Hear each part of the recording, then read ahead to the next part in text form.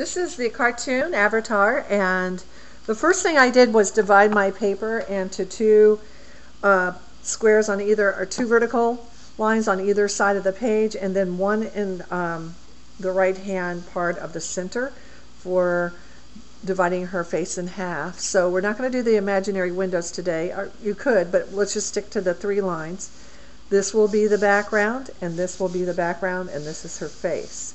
So, well, this will be the foreground, background, and her face. So, the first thing I did in this drawing was I drew the shape of her face. So I'm going to draw the shape of her face.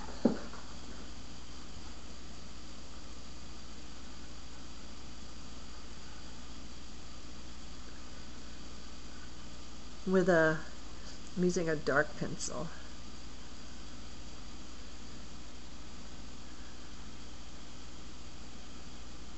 Then I'm going to continue the line at the top of the page. So part of her forehead is not showing in this picture. Then I'm going to put her ear in. And there's a circle here for an earring.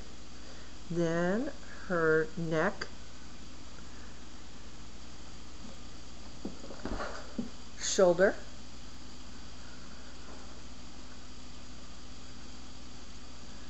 and the back of her neck, so that you know where the hair goes over the neck. Next, I put in the eyes. So for the eyes, I used like imaginary lines or guidelines to make sure the eyes were on the same level. And well, actually, no, I'm going to go ahead, put my guidelines for the eyes, and go and start drawing the markings for her eyebrows, I guess, or whatever, and the nose. So this is going to be a 3/4 view and a triangle at the end of the nose. The eyes are like a leaf shape that sort of slant up. Okay, and then the mouth, I measured center of the nose, draw a line down, and divide that letter M, and the letter U at the bottom. I'm going to go ahead and put some stuff in the middle for her mouth. Next, I will work on decorating her face. So the next thing I do is I'm going to go ahead and put the pupil in her eyes. Pupil and irises. Let me look at the drawing. Yeah. And then I start the markings. So this is going to go here, parallel.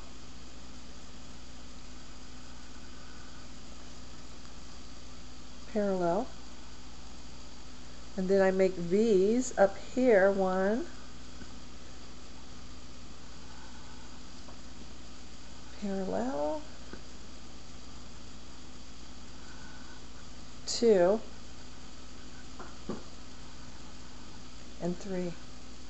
Keep it simple. Alright, next, there's a circle here in the center of the nose.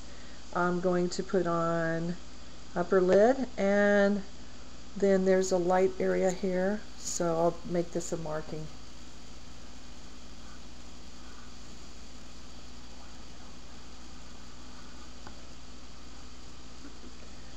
And over here there's an upper lid, and this bottom eye marking goes this way. So it's pretty self-explanatory. If you look at the drawings I did in the notebook, it kind of gives you a simple outline of how to decorate the face, and it's very simple for the students to do this. Very simple. And there's her face. So the next thing is the jewelry and the hair and her shoulder straps. So I'm going to draw some hair that would come down here, and that gives me room for her necklace. So I draw a line here to indicate a necklace, and one here. And there will be hair coming down here and here. I'm just drawing vertical lines for her hair. She has dreadlocks, so I'm going to show you how to draw those. Very simple. All right.